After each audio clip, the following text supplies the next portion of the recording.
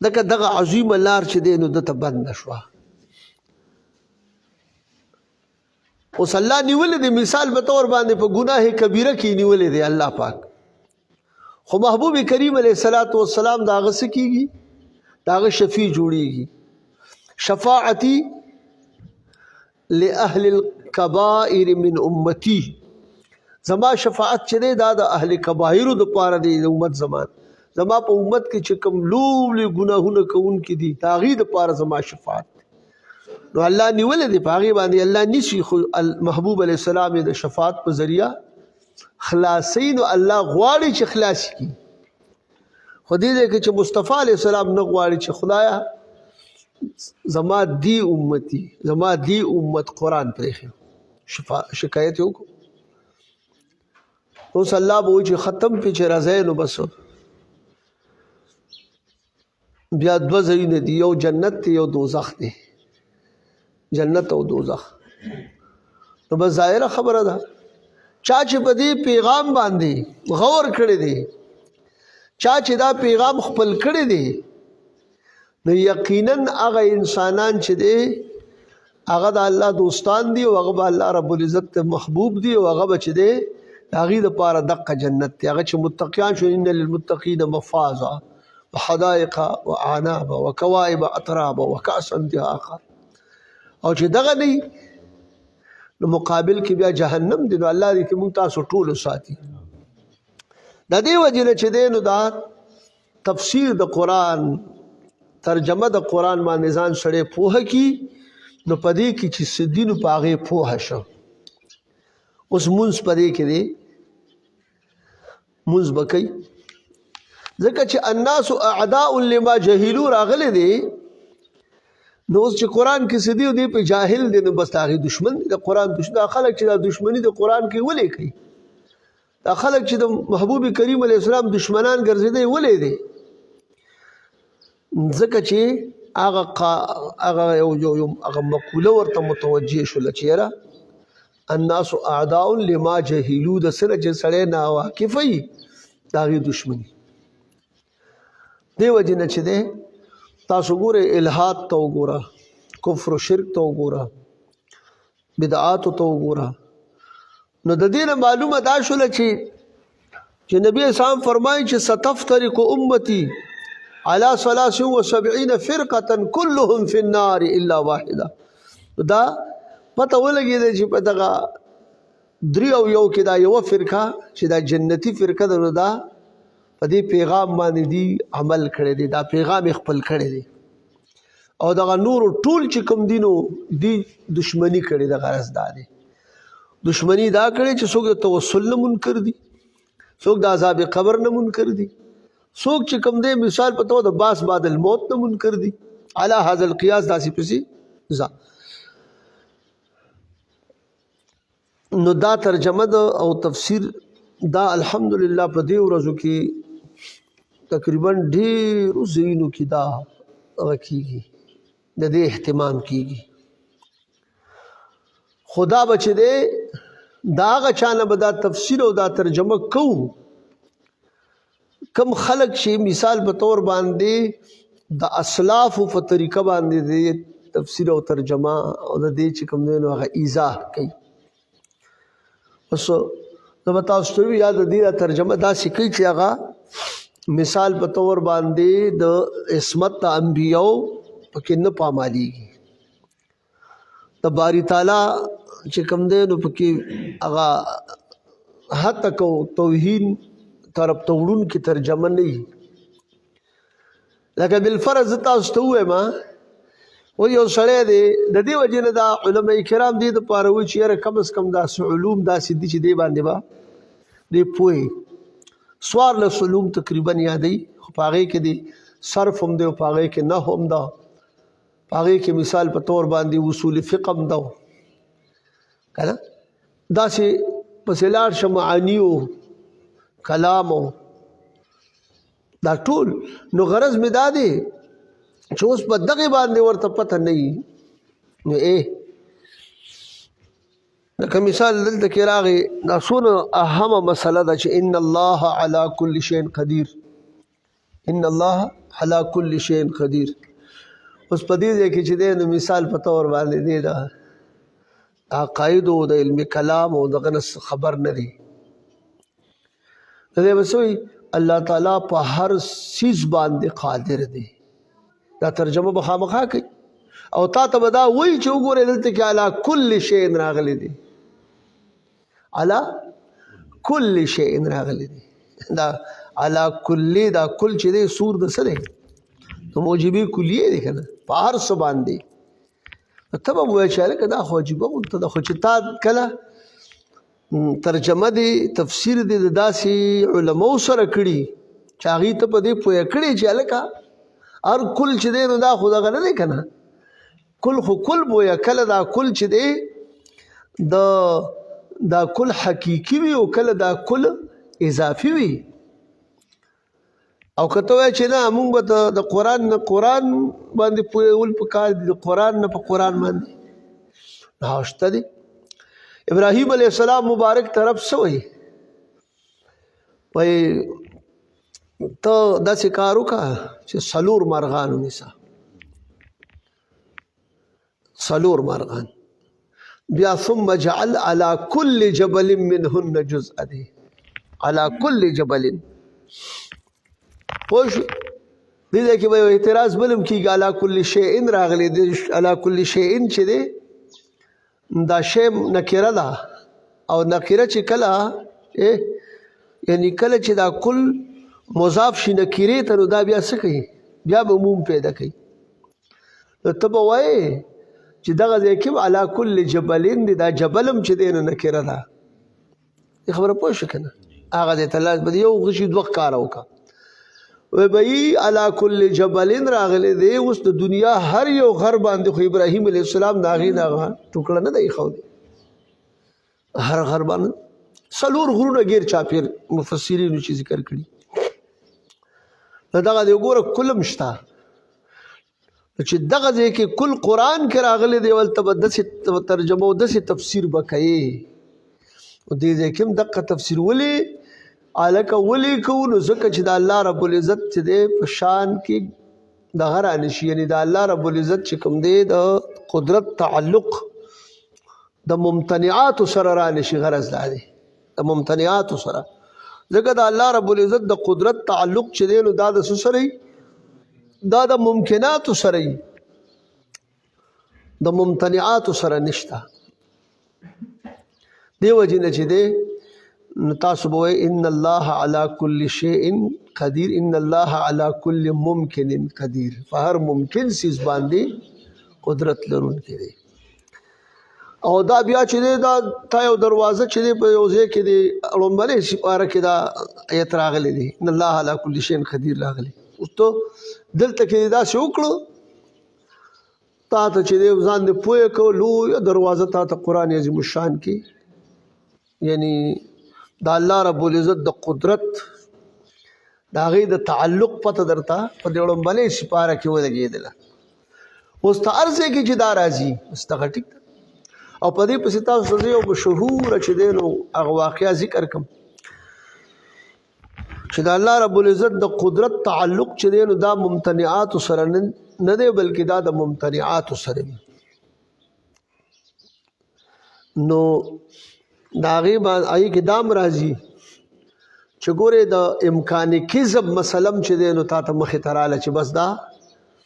دا عقیده به هم نه ساتو چې الله پاک چې دی نو څه دی په دروغ ویلو قادر دی، خو وایي نه. امکان کذب مسله پکې شو حل شو. بله دا او دا د اصل کې څوک چې داسې کوي نو تاسو وایئ چې که دغسې څوک وکړي نو د به څه خرابي به لازم شي. مولا علی قاری رحمت الله علیه په شرح د فقه اکبر کې لیکلی دي چې دا د معتزله چې دی نو دا عقیده ده چې دې څه کوي د باری تعالی یعنی د قدرت تعلق د ممتنعاتو سره وي. پوه شوې؟ اهل سنتو دغه سوچ او دا نظریه نه ده. اوس یو مسله داسې راغله چې هلکه تاسو به وایئ چې اوس د شریک د باری تعالی الله رب العزت د خپل ځان په شان ته کې یعنی ځان د خپل شریک پیدا کولو باندې د باری تعالی قدرت شته که نشته. نو موږ ته به د علماو خپلو استادانو وایي چې عدم قدرت چې دی نو دا کمال دی. په خپل ځان په شانته کې په شریک نه پیدا کولو باندې، یعنی دا نه پیدا کول، دا عدم قدرت چې کوم دی په پیدا کولو دا کمال دی. د دې متعلق بیا داسې چل شو په یو وخت کې نجم الدین کبرا رحمه الله ته یو مسله پیښه شوه او هغه هم دا مسله وه، وایي د مبارک چې دی نو یو چا دغه راوړله مسله چې دغه شانته کې الله تعالی د ځان په شان شریک پیدا کولی شي او که نه. نو هغه مبارک ولګېده، هغه امام رازي رحمت الله علیه ته دا مسله لېږله چې دا یو څه و چې هغه د دې جواب ولیکي. هغه وخت کې مبارک دی جناب داسې کار وکړه چې داسې دا صاحب دا استاذ روان شو. نو اوس امام رازي رحمت الله علیه راغلی دی هلته کې دربار کې خدمت کوي یا لوټي دغه کوي یا سیاست. اوس په دې ځای کې دی پوه شي چې یاره دا خو دی ما زما طرف ته دا لیږي او دا خط یې ورکړی دی. نو دی ته واغس وي څه دي؟ وایي دا خط صاحب راکړه چې امام رازي صاحب له لاړ شو. خو ده نه و پېژندلی چې دا هغه دی که نه دی، خادم نه و پېژندلی. او بل ځای به هم سوچو چې هلکه دونه لوی سړی دونه لوی عالم د یو فقیر په دربار کې څه کوي. او دا یاد ساتئ ګورې هغه خلک هم واړه خلک نه و، نه امام رازي صاحب ورکوټي انسان او نه خوا نجم الدین کبرا رحمت الله علیه سو ورکوټي شخصیت. پوه شوې که نه؟ ښه وایي ده ترې دا خط واغستو، بس کېناسته زر زر او جواب یې ولیکه. وایي دا یو څه صاحب ته که بس تشفي وشو خو ډېره ښه ده که نه؟ بیا به یې هغه له ویې چې دی پوه یې نه که په ځان. چې څنګه یې راوړو جواب داسې ویې کته نو دا خو فخرالدین رازي چې دغه و. نو هغه جواب ورکړی و چې دا په دې باندې دا عدم قدرت چې دی نو دا کمال دی. ځکه که مثال په طور باندې بل شریک پیدا کی باری تعالی نو هغه باندې به څه اطلاق کېږي؟ یا به خالق وي که مخلوق وي؟ مخلوق وي. چې کومې پیدا کړي مخلوق وي. نو چې کله مخلوق شو نو خالق او مخلوق برابرېدی شي؟ نشي برابرېدی. ښه اوس الله رب العزت ولګېده، الله عظیم قدرت لري، الله رب العزت ورله ټول کمالات ورکړو، تصرف یې ورله ورکار شي ورکړو. اوس دا دله چې دا کوم کمالات او تصرف او دا څه ورکړي دي نو دا د ده دی به دا چې کومې پیدا کړي دی به کې مستقل دی او که مستقل نه دی؟ مستقل نه دی. دا خو ته الله ورکړي. نو چې مستقل نه دی نو د باری تعالی څومره دغه چې کوم دي صفات، څومره کمالات، څومره څه دی هغې کې مستقل دی باری تعالی. هلته استقلال دی، دلته عدم استقلال. نو بیا برابر نشو. د دې وجې نه په دغې باندې عدم قدرت چې دی نو دا څه دی؟ دا کمال شو. په دې خبره پوه شو؟ دا خو د باری تعالی باره کې مې تاسو ته مثال درکړو. په دې ځای کې چې ان الله علی کل شیء قدیر کې که داسې ترجمې تاسو وکړئ، داسې تفسیري دورې وکړئ، مونږ ورې چا باندې تنقید نه کوو. ما ته تاسو ته ویلي دي تنقید څه ضرورت دی؟ اصلاح به کوې خو په طریقه که نه. بیا رسول الله صلی الله علیه وسلم مبارک او انبیاء کرامو ته راشه. مثلا اوس مشهوره دغه چې کوم دی نو تاسو وګورئ چې لکه قرآن عظیم الشان کې راغلی دي ووجدک ضالا فهدا. اوس په دغه ځای کې تاسو د اردو دا ترجمې او دا وګورئ نو تاسو تقریبا ډېر حده پورې دقه چا لیکلي دي ته چې کوم دی بې لارې وموندې نو تا ته یې لار وښودل، او چا ته یې ویل چې ته ګمراه یې وموندې نو تا ته یې لار هدایت درکړو. دا قسمه ټول بلاغه راولې ده. نو چې کله داسې خلک لکه امام شاه احمد رضا خان صاحب رحمت الله علیه چې دغه ځای له راغلی دی نو هغه څه وایي؟ الله اکبر. هغه مبارک لیکلی دي دسی لیکلی دی ووجدک ضالا فہدا اور تمہیں اپنی محبت میں خود رفتہ پایا تے په خپل محبت کې خود رفتو مونږ ته تعالی خپل محبت درک وګوره سونه او هغه دې کې چې کوم دی نو دا قرآن نه د دې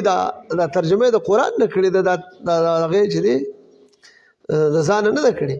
ځکه علما لیکي وي مونږ لس تفاسیر ځان څلوېښت تفاسیر مونږ ځان ته ایښودي وو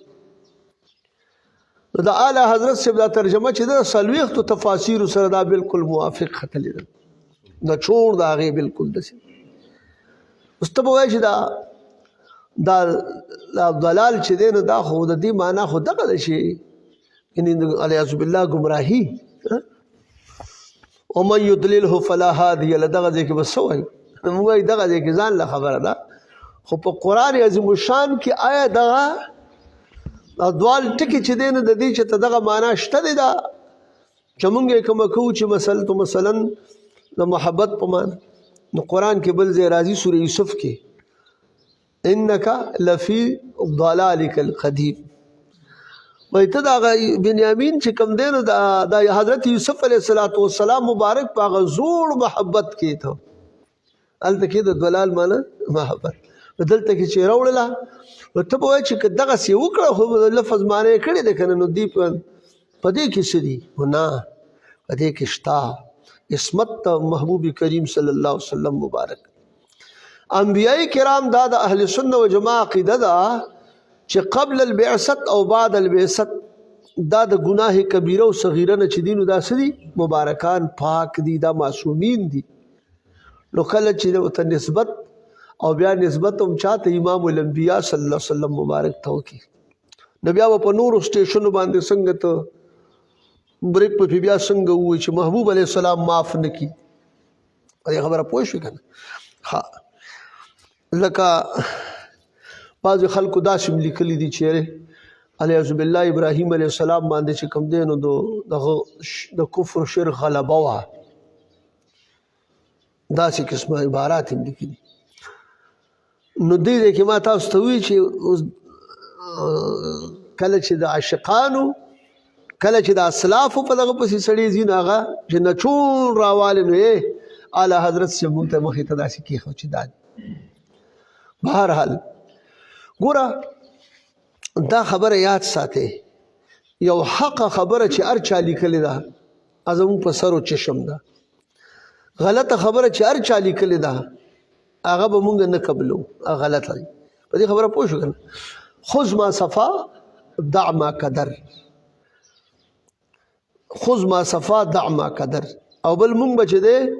مونږ به افراد حق به مونږ چې دی په افرادو نه پیژنو مونږ به افراد په حق باندې پیژنو چې داسې نو دا کار به انشاءالله دا به ټیک بل تاسو ګورئ اکثریت د قرآن عظیم الشان کې نور هم داسې ځایونه ډېر زیات دي خو دا خو ما تاسو ته د توحید او د رسالت په حواله باندې دا خبره وکړله او څوک به تاسو ته مثال په طور باندې بعضې ترجمې تفسیر کوونکي به تاسو ته دا خبره واضحه کوي چې یاره بس دا مونځ چې دی نو دا مستقل عبادت نه دی ځان له دا خو د څوک وایي د جهاد دپاره چې دی نو هغه پریکټس دی د جهاد دپاره چې دی هغه دی نو په دې ټولو خبرو باندې به ځای په ځای باندې انشاءالله موږ ځان پویو او د اسلافو په نعمت باندې به د هغې هغه کوو مخکې تاسو ګورئ زمونږ په دې تفسیر کې چې دی که نه نو د دې دپاره خو دا یو څو ابحاث به یو بحث به په بیان د معنا د قرآن او د تفسیر کې لغتن او اصطلاحا وي دویم بحث به چې دی نو هغه به په مابین د فرق د مابین د تعویل او تفسیر کې قواعدو کې هغه چې هغې ته مفسر ورته سی محتاج وي او بیا فرق په مابین د حدیث قدسی او د قرآن کریم کې او د حدیث نبوي صلی الله علیه وسلم کې بل بحث په کتاب راځي چې د قرآن عظیم الشان چې دی نو دا په دې کې دا خو چونکې وحی ده نو د وحی لغوي تعریف او بیا اقسام د وحی نو دا ټول به ان شاء الله په دې باندې به خپل خپل ځای کې راتلل کوو. خو اوسنۍ چې کوم اهم او ضروري خبره ده په دې آغاز کې هغه دا ده چې ګورې جناب رسول الله صلی الله علیه وسلم مبارک چې دی او صحابه کرام دا ټول څه دي؟ دا عدول دي. صحابه کرام ټول عدول دي. نو محبوب کریم علیه الصلاۃ والسلام خو د هغې سره پیریډ اخیستی دی، د هغه امتیان دي، د هغه صحابه کرام دي. نو خود لیکن دا ټول صحابه کرام چې دي نو ګورې مفسرین نو ټول صحابه کرام چې دي نو صادقان دي او د امت سرداران دي او بل چې کوم دی نو ټول په ټوله نه فقهاو مجتهدینو نه مجتهدینو او نه مفسرین. په دې کې بعضې اشخاص به او یا که مثال په طور ونو هغه مشهور نو دا ټکي پکې هغه کې که و مثال په طور نو مشهور نو لکه مثال په طور باندې تاسو وګورئ بعضې اشخاص چې کوم دي داسې وو چې هغې په علم تفسیر کې په هغې سره چې کوم دی نو دوی سو معروف وو علم تفسیر کې لکه خلفای اربعه څلور یاران مبارکان دا مجتهدین فی التفسیر او دارنگی حضرت عبداللہ ابن مسعود سے وہ حضرت عبداللہ ابن عباس سے وہ حضرت عبی بن کعب سے وہ حضرت زید بن ثابت رضی اللہ عنہ حضرت ابو موسیٰ شری سے وہ اور حضرت عبداللہ بن زبیر سے وہ حضرت معاذ بن جبل سے وہ حضرت عبداللہ بن عمر سے یاد آسی بعضی نور صحابہ کرام خودی پدی کی شہرت مندلی و پدی تفسیر فن تفسیر کی دارنگی اس چې دغه مفسرین او پدی کی بیا مشهور مفسرین اگر حضرت عبداللہ ابن عباس سے وہ حضرت عبداللہ ابن مسعود سے وہ او عبی بن کعب سے وہ زید بن ثابت رضی اللہ عنہ او حضرت ابو موسیٰ اشعری سے رضوان اللہ تعالی علیہم اجمعین. دی مبارکانو بیا چې کوم دی لګېدلي دي نو په هره ځان له ځان له په خپلو بیلو بیلو علاقو کې دوی خدمت کړی دی.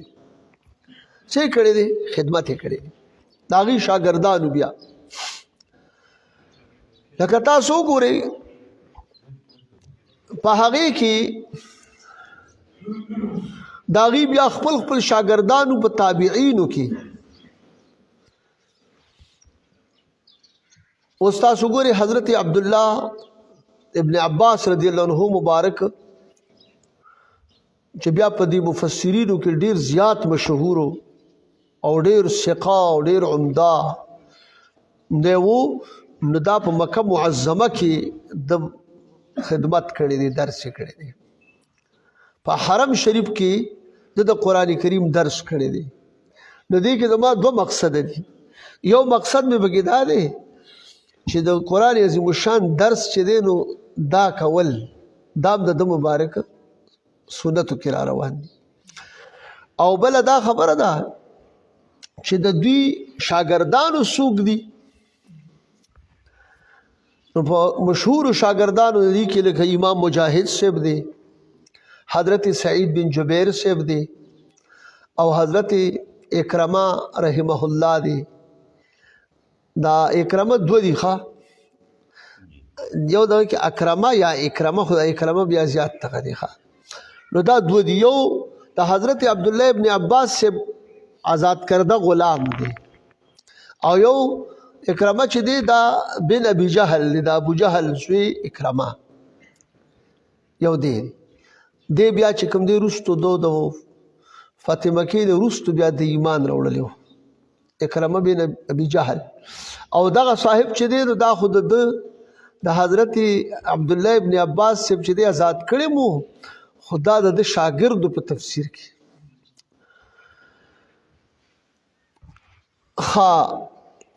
اوس په دې دی کې دا کوم اکرمه یادېږي دا مفسر او دا د شاګرد نو دا د آزاد کرده غلام چې دی نو دا دقه دی. یاد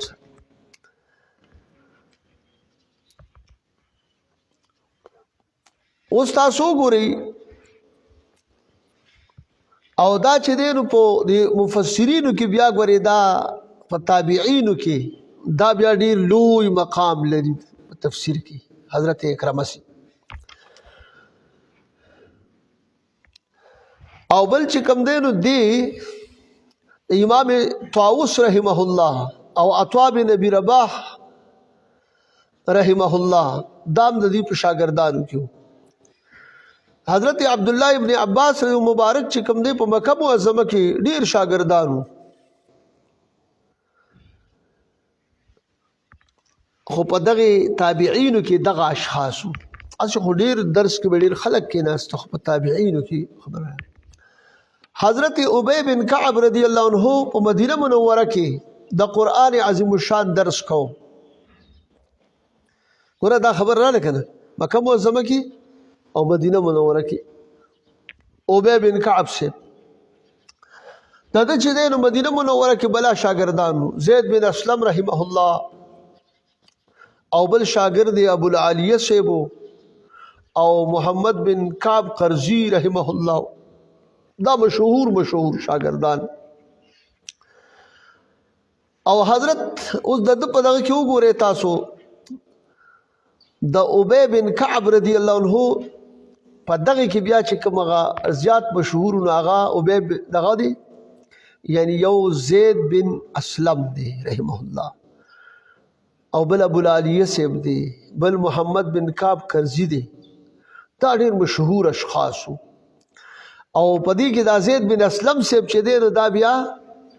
الله اکبر دا د امام مالک رحمه الله استاد اچھا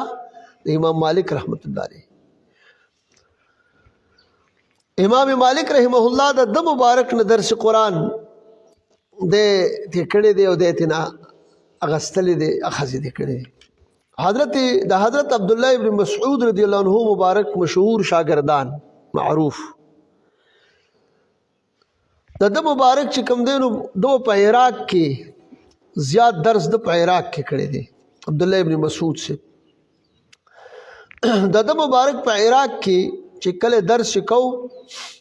نو پاغه شاګردانو کې علقمه بن قیس رحمت الله علیه مسروق رحمه الله او شعبی رحمه الله دا شعبی یا شعبی په ضمیر سره او فتحې سره دا ادا کیږي او بل حسن بصری رحمه الله او قتاده بن دعامه سدوسی رحمه الله دا چې دینو په مشهور شاګردانو د حضرت عبد الله ابن مسعود رضی الله تعالی عنہ مبارک کیو خو یاره دا چې چاپدی کې لیکل نه دي کړي څنګه چې دا ولی د دې وجه چې دی نو اکثریت وجه دا خي چې دا لیکل نه کول نو چې ډېر ګڼ خلک به ناست و چا سره به قلم او څه شی به و د لیکلو دپاره کاغذ یا هر څه نو په دې شاګردانو کې به د دې دا ذهانتونه دومره زیات و تیز و چې هغه بنده ته به بیا پکې هغه چې نه دې کون ذهن دې ځکه لیکل کوي دا به هغه دپاره یو عار غونته کې ګڼل کېده دې وجې نه چې دی نو دغه تفاسیر لیکلي شوي نه دي په دغه هغه کې او بیا چې کله محبوب کریم علیه السلام دا خبره مخصوصه کړې ده نو هغه نه پکې بیا غم دي چې دا لیکل کوی لکه ابو شاه صاحب ته چې دی هغه کې بیا راځي که نه چې د لپاره ولیکې نو دا لیکل لکه قبیحه نه دي خو چونکې هغې ته په دې خپلو حافظو باندې ناز و او هغې ډېرې واقعګانې مشهورې دي لکه د امام بخاري رحمت الله علیه یا داسې لوی لوی شخصیاتو او په خپل ځای به راځي انشاءالله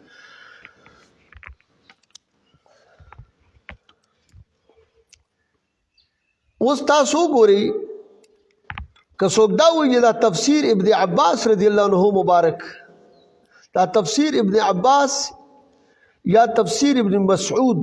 دا وګورو ته چې د دې تفسیر دی او که نه دی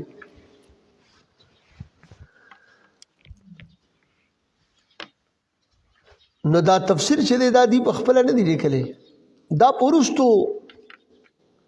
کلونو کې بیا چې کوم دی نو هغه بیا لیکلی و د مختلفو تفاسیرونه خو یاره دی کې چې دی نو د عبدالله ابن عباس مبارک اقوال یې پکې راغونډ کړي دي اکثریت نو دته یې ځکه دا نسبت کېږي چې دا تفسیر ابن عباس دی په دې خبره پوه شو که ښه او تاسو وګورئ که نه د دې نوم چې دی نو اصل کې تفسیر ابن عباس نه دی د دې نوم چې کوم دی نو تنویر المقیاس عن تفسیر ابن عباس دې کې چې کوم دی نو اخذ پکې کړی دی ښه اوس تاسو وګورئ او دغه بیا چې دی نو په دغه ترتیب سره لکه نن سبا زه به تاسو یو مثال درکړم د کتابونو کې هم د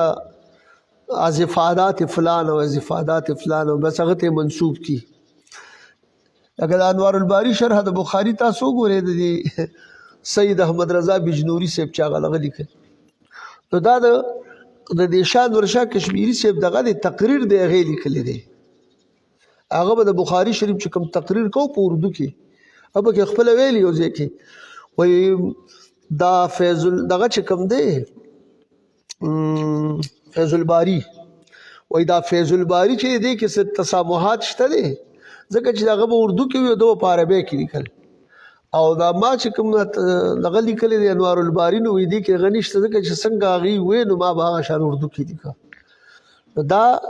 انوار الباری شرح د بخاري داسې دا افادات لکه ډېر راغلي دي د شاګردانو چې دی نو مثال د استادانو هغه لیکلي دي بیا هغه اکثر هغې ته منسوب کړي دې کې دا صاحبان چې کومونو دی په تفسیر دا کار چې دی نو څه کړی دی دی کړی دی نو معلومه دا شوله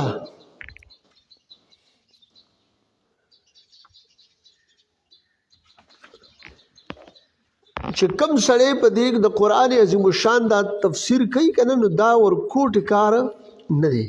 دا ډېر لوی کار دی او لوی کار داسې دی چې د دغې مبارکانو په سنتو باندې عمل هم راځي دغې مبارکانو په سنتو کې عمل هم راځي د دې وجې نه دا چې دی نو دا لوی کار دی عزتمندو اوس په دې تفسیر کې د څو خبرو نه چې کوم دی نو په هر یو فن کې چې شروع کې نو د هغې لپاره هغې کې لابودي وي د معرفت د اشیاء ثلاثو نه خو موږ به دې ځای کې چې دی پوره لس اشیاء به موږ داسې ذکر کړو چې هغه د تفسیر دپاره پکار دي چې په هغې باندې د هغې معرفت حاصل شي نو په هغې کې لومبنی چې کوم دی نو تعریف د دغې کوم شي کې کوم فن کې چې ته شروع کې نو دا خو فن تفسیر دی که نه نو تعریف هلکه دارنګې چې کوم دی نو یو معنا لغوي او تفسیر معنا اصطلاحي ګویه کې تفسیر موضوع او غرض او غایا د هغې واضع د هغې کې استمداد د هغې نوم اسم د هغې حکم د هغې مسائل د هغې نسبت د هغې فایده او دا غرض غایه خو مالته ذکر کړل او عام تو ذکر کی خدا د اخر ته راولې دا به زیات لږه شي لکه غایه شوه اوس تاسو وګورئ معنا لغوي چې کوم دی نو د تفسیر دا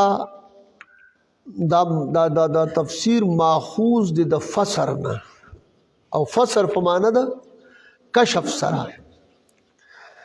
یعنی یو شي باندې پرده ده او بس ته تېنا پرده څه کي اتېنه ته وهایې لرې کې تېنه نو هغه ښکاره شي نو د قرآن عظیم الشان په دې کلماتو کې په دې کې چې کوم اغلاق دی نو هغه اغلاق ختمېدل په دې تفسیر سره کېږي او تعریف چې کوم دی نو دا دی چې وعلم بأصول يعرف بها معاني كلام الله تعالى على حسب الطاقة البشرية. یعنی دا علم دی داسې علم، یعنی علم دی په اصولو سره، یعنی معنا چې مشتمل دی په اصولو باندې چې پیژندل شي په سبب د دې سره معانی د کلام د الله رب العزت على حسب الطاقة البشرية، یعنی څومره چې دغه طاقت بشري وي هغه طریقې سره، هغه اندازه سره. اوس تاسو ګورئ که چا علم به داسې وي، زه تاسو د دې دوو شخصیاتو، یو بالکل د صحابه کرامو او یو د وروستو دغه نه تاسو ته دوه شخصیاتو دغه وښیم چې الله له طاقت ورکړي په هغه ترتیب سره. مولا علی رضی الله عنه مبارک چې کوم دی هغه وایي که زه صرف یعنی په دې الحمدلله باندې زه لیکل شروع کړم، نو وایي زه به دومره څه ولیکمه چې څلوېښت خوخان ما هغه اوچت نه کړي. څومره؟ څلوېښت خوخان. نو یو اوښ چې څه وړي نو هغه خو تاسو ته پته ده که نه، بیا چې 2 شي 3 شي بیا 10 شي بیا 20 شي داسې پسې لاړ شه 40.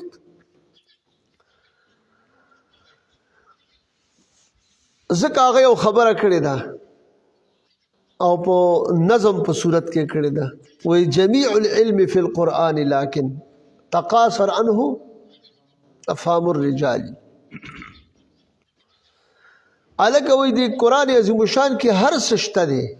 جمیع علوم په دې کې راجمع دي، لیکن د انسانانو دا فهمونه چې دي او فهم د دې نه څه دی قاصره دي، دا په دې کې نه دی. او رښتیا خبره دا ده چې هر څه پکې شته دی، خو چې سړی ورته سوچ کوي او ګوري.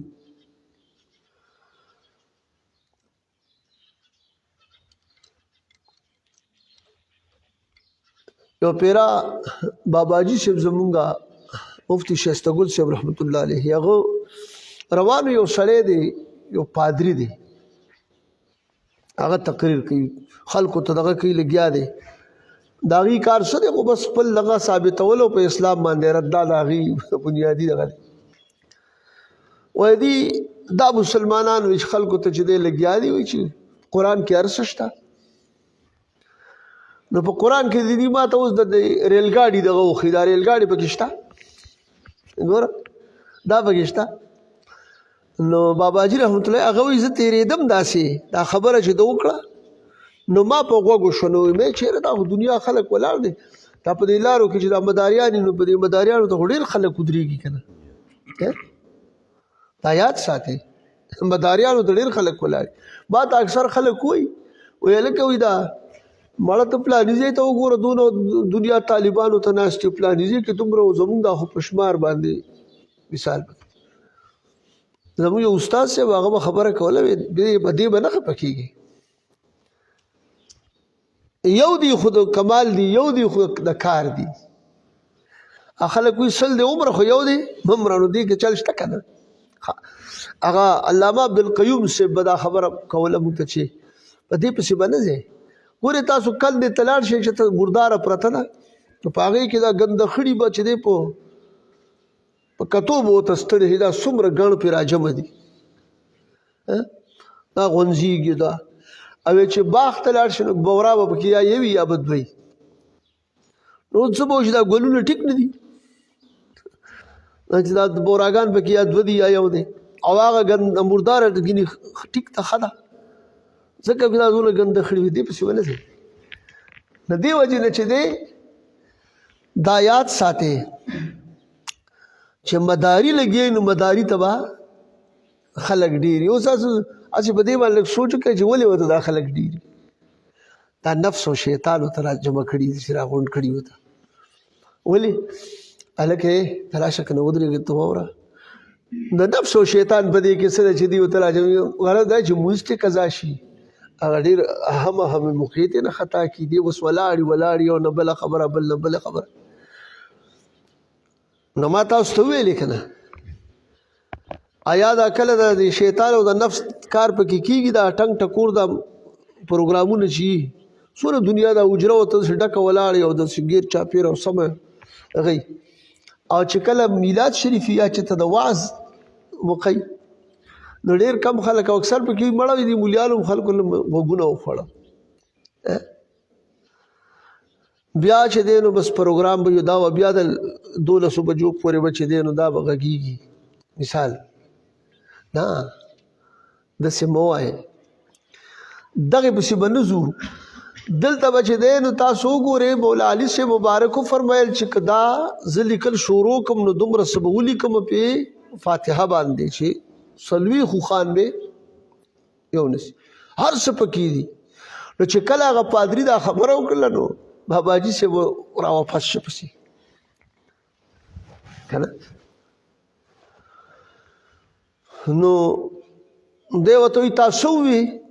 وایي ما دا خبره وکړه چې تاسو مسلمانان وایئ چې دې کې هر څه شته دی او دې کې ما ته دغه وښایه ریل ګاډي پکې راته وښایه هغه دې شته پکې او تا ته پکې په نظر نه راځي یو تا قرآن کې نه دي داسې ویلي تاسو خو زمونږ کتاب ګورئ ویخلق ما لا تعلمون الله پیدا کوي هغه چې تاسو پرې نه پوهېږئ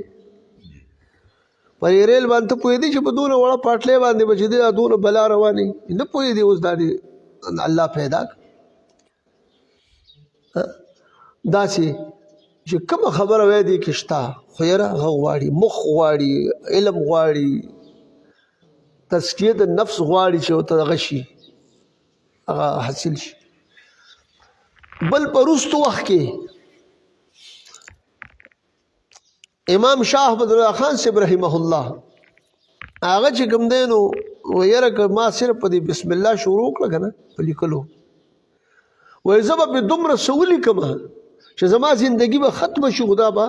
ختم نه شي هسې تاسو دې اندازې د عالمان شته که نه اوس د دې قرآن یو شان تفسیر چا زر جلد لیکلی دی او چا 1500 جلد لیکلی دی خو دا خو چې دی اصل کې د علماء لیکي ځکه نه دا ډېر زیات چې بیا به ګوري څوک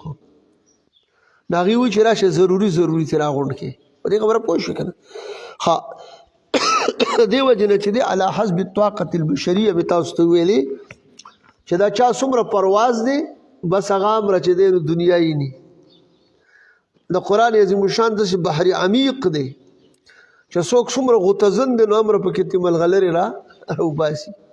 په دې خبره پوه شو امام ابو حنیفه رحمت الله علیه زموږ ستاسو د مذهب امام لوی شخصیت دی چې ټول خلک د هغه امام شافعي صاحب چې د ده په فقه کې عیال دی د مبارک به د یو آیت کریمې نه زر مسلې اخذ کولی زر مسلې په تاسو ووایئ چې هلکه زر مسلې د یو آیت نه اخذ چې د احکامو د آیتونه م راوالی او د دې نه زر د یوې د حساب کې که نه نو بیا تاسو حساب په خپله وکړئ غرض مې دا دی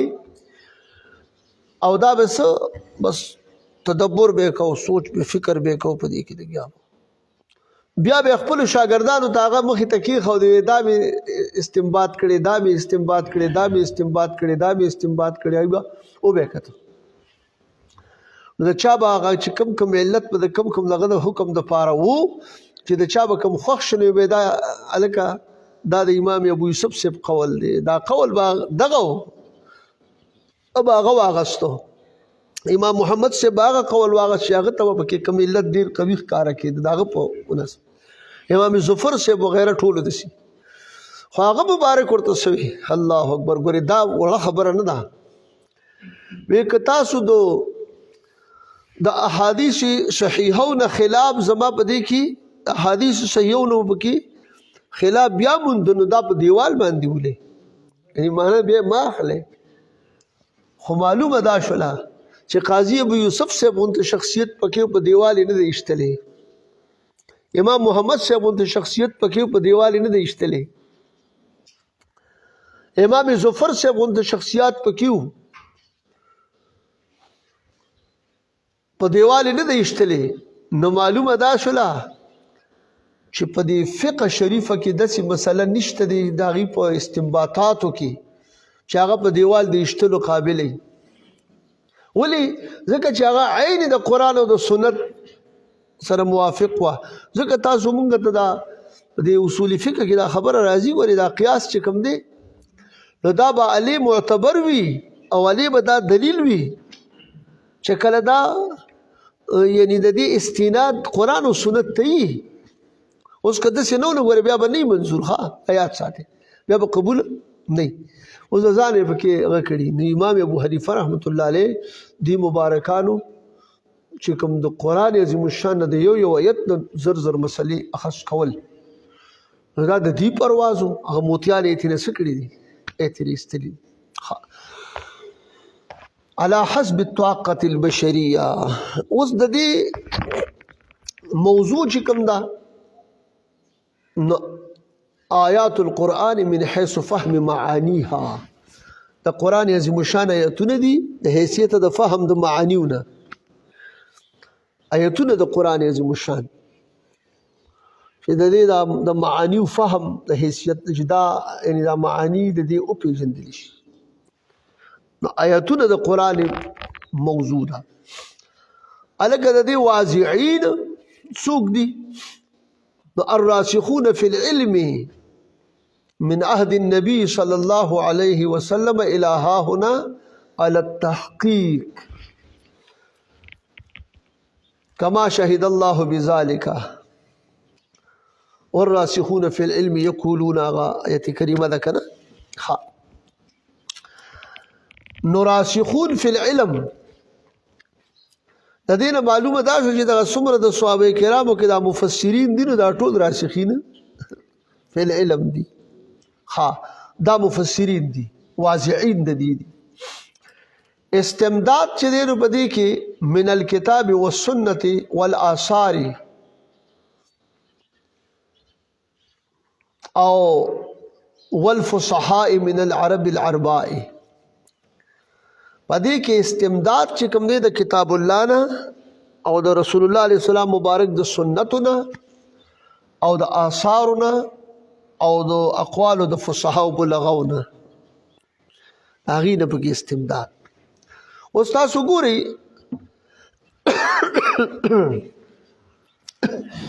یعنی تفسیر د قرآن په قرآن سره،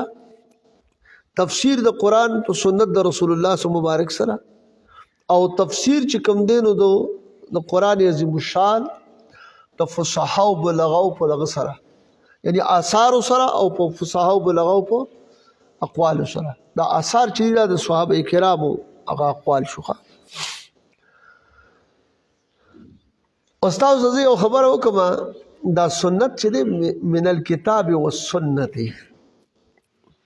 اکثر مونږ او تاسو وایي لکه دا مسله په حدیث کې راغلی ده. څه کې راغلی؟ حدیث کې راغلی. او یو حدیث دی یو سنت دی. دې کې ته یو ډېره زبردست خبره وکړم. تاسو ګورئ سنت او حدیث، نو په حدیث کې خو ډېرې خبرې راغلي دي، هغه به زموږ دپاره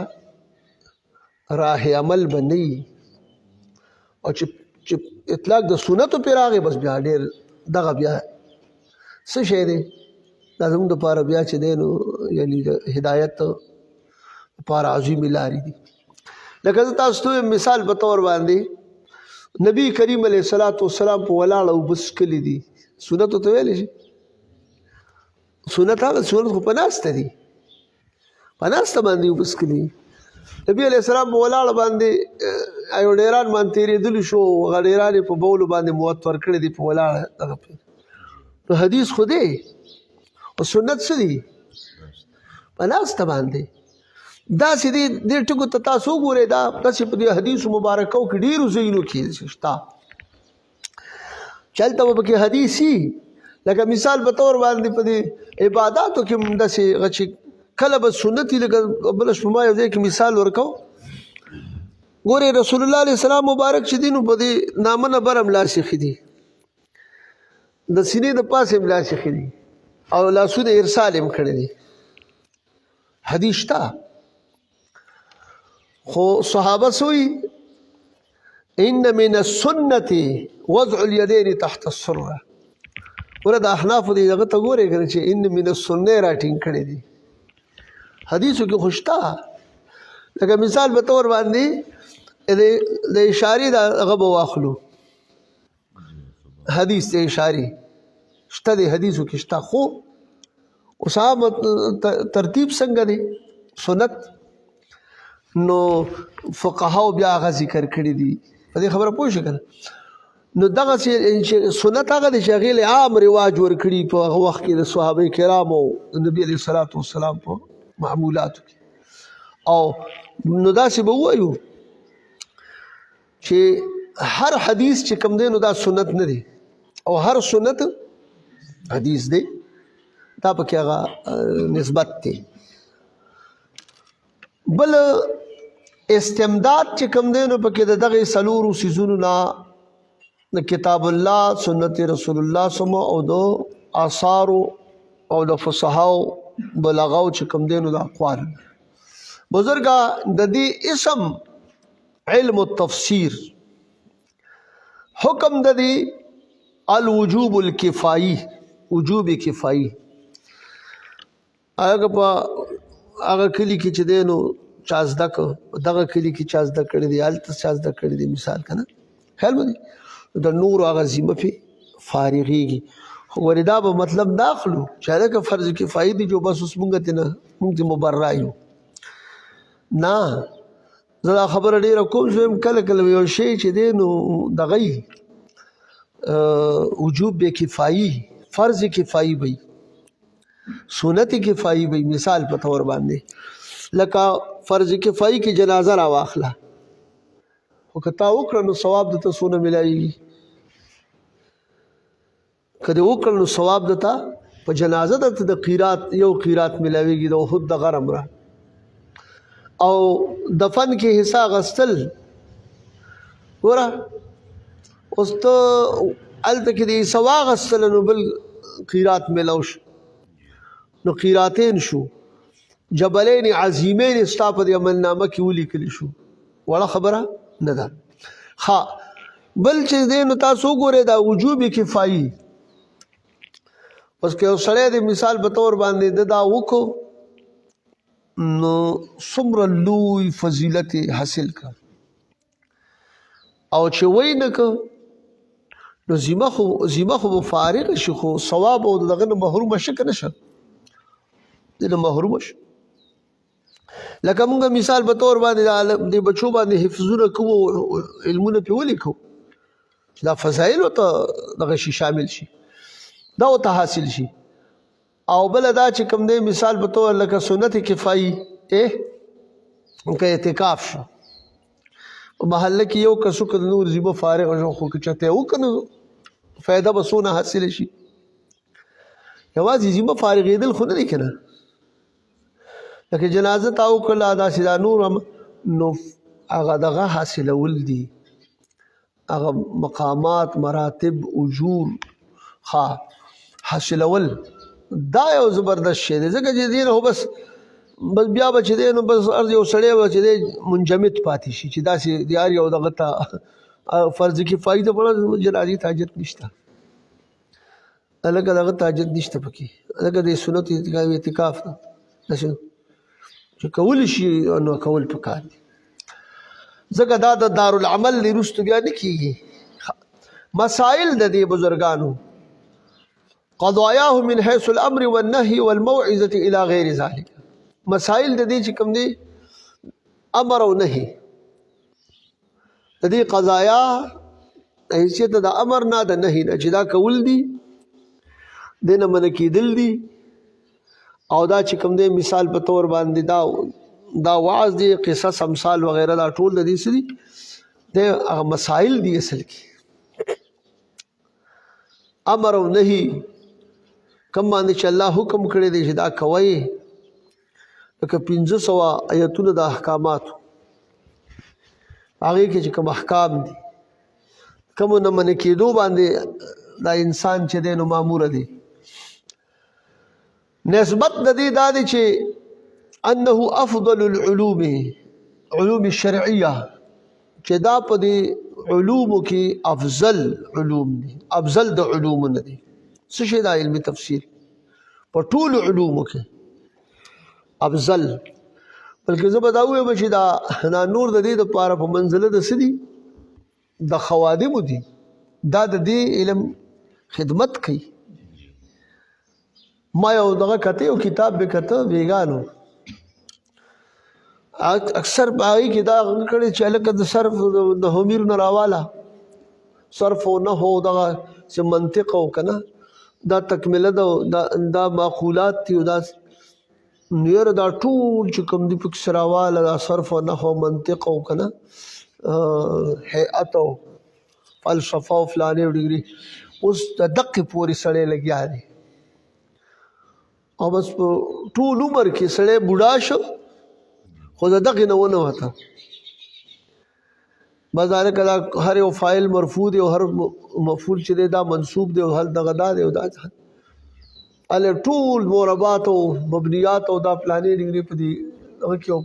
دا پلانې صيغه دا او دا صيغه دا او دا دغه صيغه دا او دا دغه صيغه. بایزید بستامی رحمت الله علیه یو پیرا دغه یو کنه همیر راواغست استاد تکې نهستو نو چې استاد تکې نهستو هغه وخت کې دا استاد ته وایي چې ضرب زیدون عمرا نو دی وایي هو دا به په سوهلي ګرځي کنه لکه وایي او کنه ضرب زیدون عمرا نو هغه استاد ته وایي چې داسې نه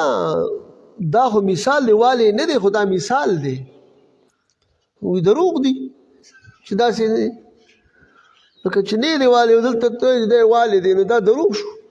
دا څنګه چل یاره هغه ورته وایي ګوره دا داسې مثال دی سره دا کېږي او دا بیا داسې نه هغه ورته وایي چې ګوره ما ته دا صفا خبره وکړه چې دا والی نه دی یې والی دی که والی خو بس ټیک ته او که نه والی نو بیا خو دا داسې شو. خیر د دې بس مثال به ته هغه ورته بس دا کتاب به ټپ کړو بیا به ګورو کنه. نو غرض مې خبرې دا دی بایزید بستامي رحمت الله علیه مقصد د روستو خلکو ته دا خبره ظاهرول دي چې دا مقصود نه دی دا مقدمه د مقصود د پاره دی. څه ده مقدمه د مقصود ده. موږ یو ځای کې مولوي صاحب ترجمه کوله زه چې طالبګیرۍ کې وم نو یو ځای له روان شو داسې کې وکان ابوهما صالحا دقه ځای ما ته نور محمد مولوي صاحب زمونږ ډېر زبردست انسان ما ته مولوي صاحب ګوره دا مولوي صاحب اوس خطا کېږي لا ترجمه نه وه کړې او یې خطا کېږي نو ما چې خدای پاکه ده وی دی اوس په دې اسماء سته مکبرو په دې اعراب باندې نه پوهېږي نو دې خطا کېږي ګوره ورته دا نو ما چې دا به څنګه استاد جي خو دا وایي وکان ابوهما صالحا وایي د مور او پلار چې کوم دي نو صالح و کان ابوهما که نه مور او پلار یې صالح و. ګوره اوس دې وایي په دې باندې په اسماء سته مکبرو چې کوم دی اعراب چې دی حالت رفیع څنګه دی دا په کوم حالت کې دی کان ابوهما که نه اوس دا حالت رفیع دی په واو سره دی نو ابوهما خدا چې هلکه د دې پلار د دې دواړو چې دی نو هغه نیک و پلار د دې دواړو نیک و معنا خو داسې ده او دلته یې نه مور او پلار چې دی نو څه دی یې جوړ کړو دا ولې په نحو کې دغه نه لره په دې خبره پوه شوې او چې په صرفو کې ورته رڼا نه وي څه نه څه نو بیا نو یو پیره مکه مولوي صاحب لګیا په لوډ سپیکر به ترجمه کوله نو هغه به بیا اورېدی شي زموږ سره داسې نږدې هغه کې ما ته مولوي صاحب وګو ته کېده اوس دې بیا خطا کېږي دغه دی وما ظلمونا دغه ځای چې راغلی که نه وما ظلمونا ولكن كانوا انفسهم يظلمون وما ظلمونا اوس دا ظلمونا چې کوم دی دا څه صیغه ده ظلمو دلته معنا څه پکار ده معنا داسې پکار چې هغې ظلم نه دی کړی ظلم نه کړی په مونږ باندې نو دلته کې هغه چې کوم دی نو ظلمونا چې وي نو مونږ ظلم نو کړی په هغوی باندې هغه داسې ترجمه وکړه نو په دې کې دا دغه راځي په دې خبره پوه شوې ښه نو دې وجې نه دا بعضې علوم ډېر اهم دي د دې دپاره ښه نو نسبت د دې چې دی نو دا افضل العلوم دی خو دا ټکي ما تاسو د دې دپاره کوم چې اوس یو سړی ټول عمر لګیا دی منطق وی دا پلانې صيغه ده او دا چې کوم دی نو دغه ده قضیه کلیه ده او دا چې کوم دی نو موجبه ده او دا سالبه ده او مثال دا موجبه جزیه ده او دا موجبه سالبه جزیه ده او دا پلانې ده دا ټول پسې راواله او سړی بوډا شو بس دی چې کوم دی نو اخري کې انا لله و انا الیه راجعون باندې مشرف وګرځېد او قدرې دې آله دغه جوړه نه کړه د قرآن عظیم الشان نو مقصد څه شو دنیاوي مقصد شو بالکل دې کې شک نشته دنیاوي مقصد شو ولې چې دلې که مدرسه کې و چې تا نو دله به تنها ورکړي نو خو ټیک ته بس ښه خبره ده سکول په دې فزیکس او په کیمسټري او په ریاضي باندې تنهاګانې خلک کلي که نه بس وایه غسته هغې ته ناروا نه وایو چې ناروا ده خو اجر او ثواب چې کوم دی هغه به علی ملاویږي چې ته وایې چې که خیر زه دا علوم زده کومه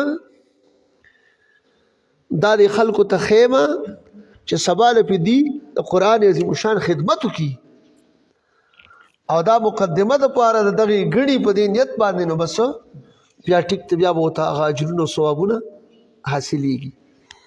موږ تاسو په دې دستاربندو کې وایو که نه او د پروګرامونو کې چې لکه طالبانو ته دا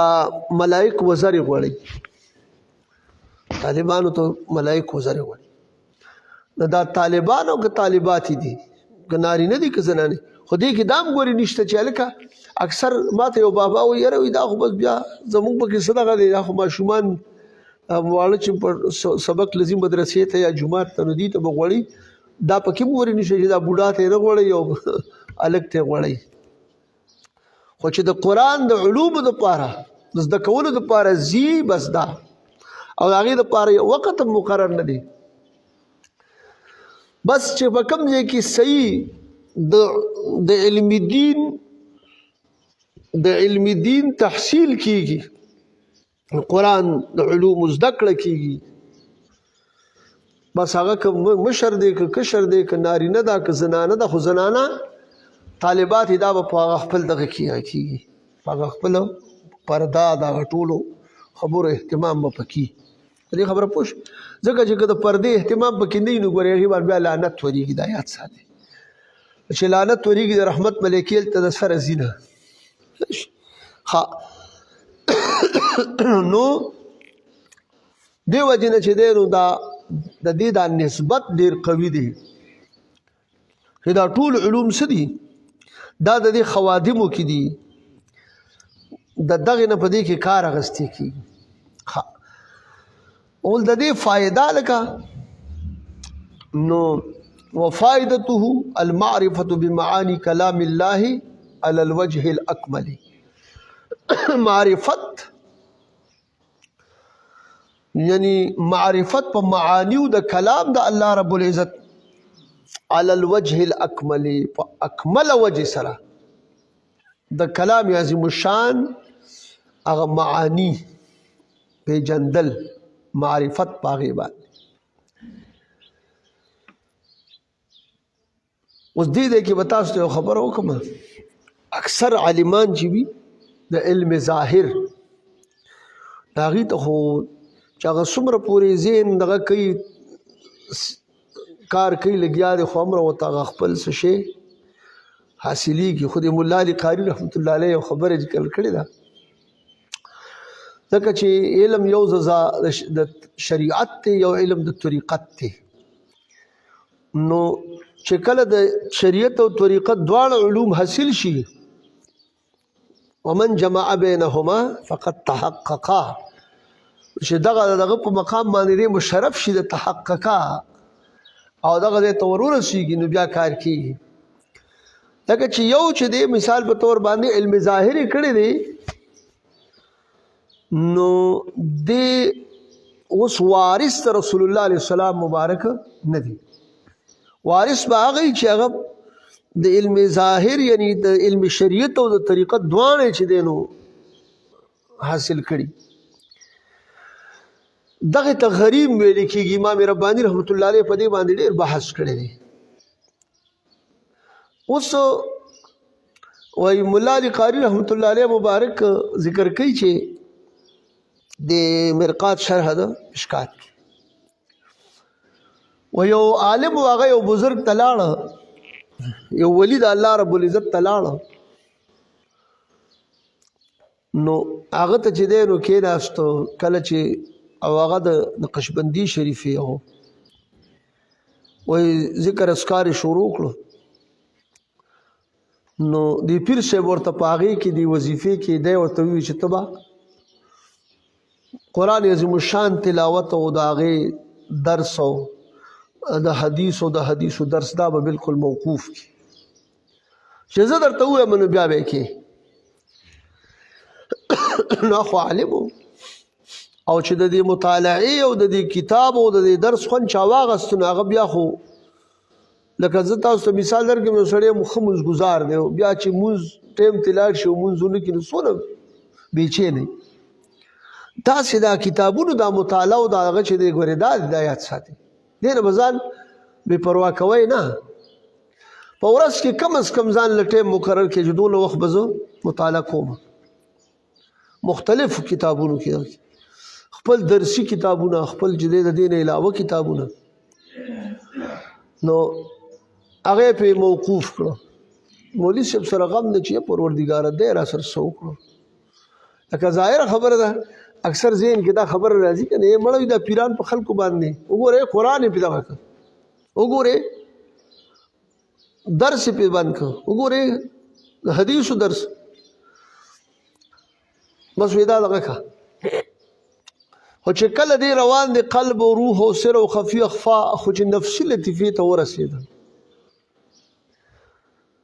دا عالمي خلق دلته نه د عالمي امر سبکونه خلاص شو، عالمي خلق دغه کې نفسي لطیفې ته ورسېده هغه حیات بیا موند ورته وی صاحبه او ورسره نوافل هم دغه کړي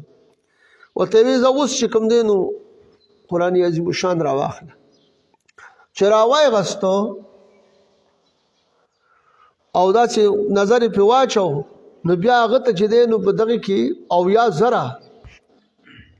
هغه ورته الله رب العزت ورښکاره کړل په دې کې. نو ده ته یې وی چې دې لاول به ته لګې ته به د دې سره ځان به پرې پوهې او د ده سره به خبرې کې چې کله دغه حاصل کې نو بیا به تا سره دې خبرې کې د دې خبره پوه شو. نو غرض مې دا دی چې دا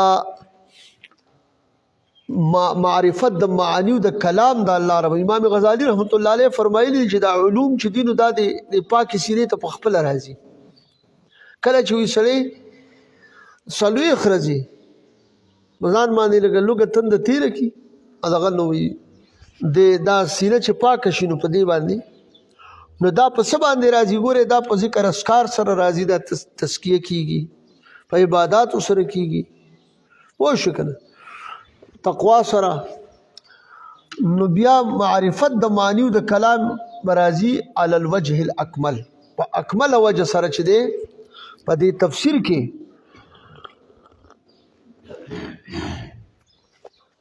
معرفت د معنیو راځي کلام د الله رب العزت خوا علی الوجه الاکمل المعرفة بمعانی کلام الله تعالی علی الوجه الاکمل. او غایه د دې چې کومه ده الفوز بسعادت الدارین، فوز کامیابی په سعادت د دارینو، یعنی هر چې په دنیا کې سعادت دی نو فبامتثال الاوامر واجتناب النواهی، په امتثال د اوامرو سره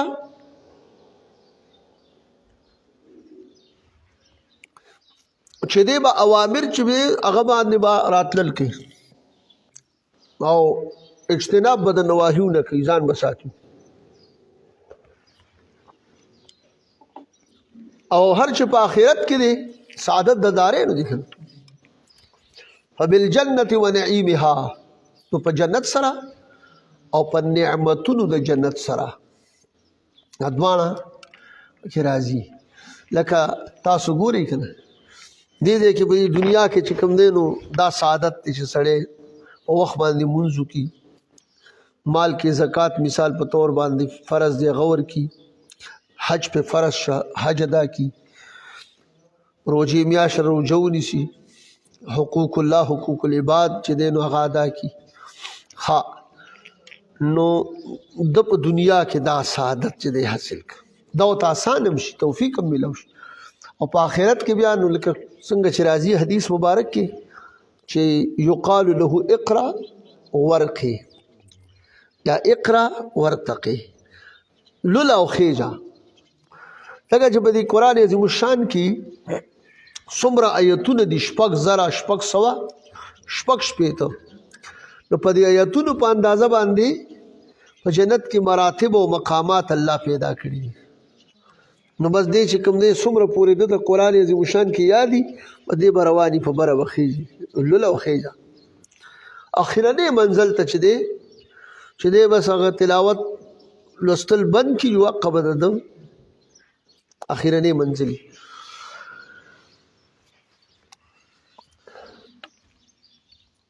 نو دا د دې دغه شو په دې قرآن عظیم الشان کې ځینې آیتونه داسې دي چې هغه منسوخ دي او ځینې پکې ناسخ دي ناسخ او منسوخ دې کې چې دی نو مثال په طور باندې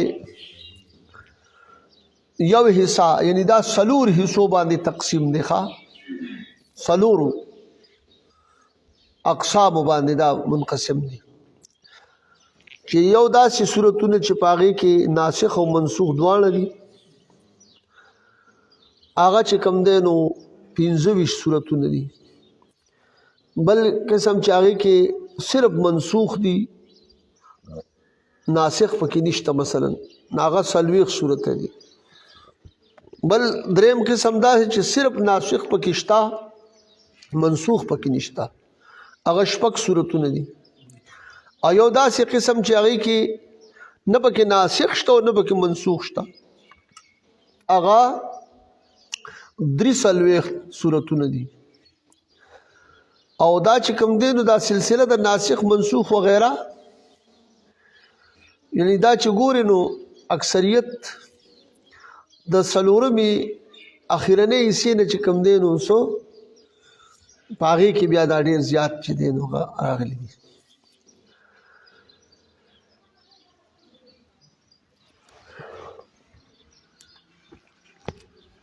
د قرآن عظیم الشان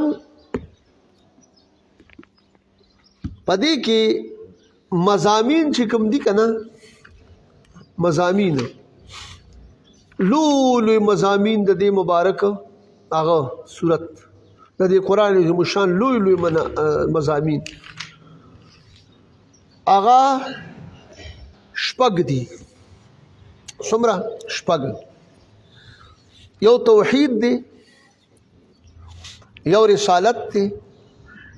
یو احکام دی یو قیامت دی باس بعد الموت یو تخویف دی او یو بشارت دی بدی سورت فاتحه کی تا سورت فاتحه چې کومه دا چونکې د ټول قرآن عظیم الشان اجمال دی دا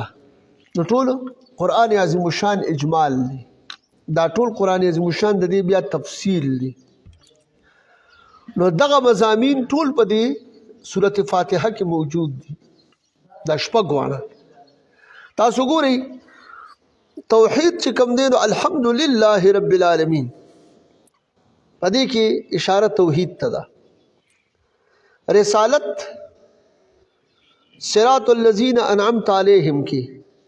اشاره رسالت ته ده احکامو کې چې دی نو اهدنا الصراط المستقیم او قیامت مالک یوم الدین او تخویف چې کوم دی او دا بشارت په دې تخفیف را مخ کی بشارت چې دی نو دا صراط الذین انعمت علیهم زګه بیا د هغې دپاره منعم علیهم دپاره چې کوم دی نو ځان له هغه راغلي دي که نه چې من يطع الله والرسول فأولئك مع الذين أنعم الله عليهم من النبيين